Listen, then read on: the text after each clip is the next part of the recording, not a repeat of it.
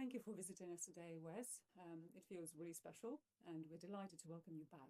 You've just seen the ward development site. So, what are your thoughts on the ward development you've just seen, and how do you feel capital funding is helping hospices meet the needs of people in their care?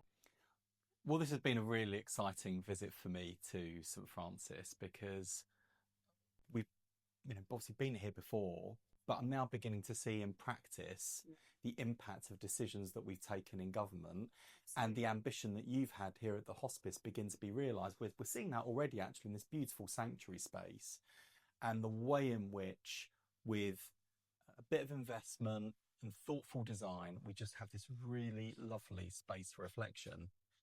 And then thanks to the generous donations that you receive as a hospice, matched with support from the £100 million hospice grant, of which this hospice is getting £700,000 in total, just seeing what that new facility is going to look like, the new bed facilities, the expanded range of services that will be there as a result, but also, again, the way in which the design has been so thoughtfully done, and also the really thoughtful way in which the construction team are working, bearing in mind that this is still a working hospice. There are still people coming here, and you're having to have lots of really compassionate, thoughtful, sensitive care and conversations taking place.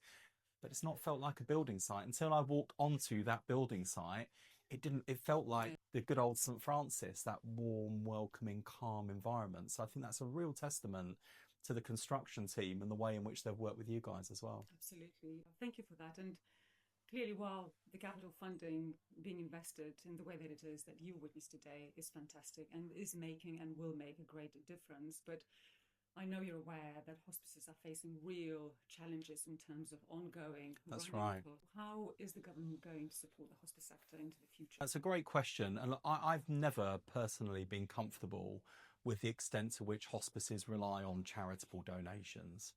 And public funding still constitutes actually a relatively small part of what many people would consider, especially if they've benefited from a hospice service, a really essential public service.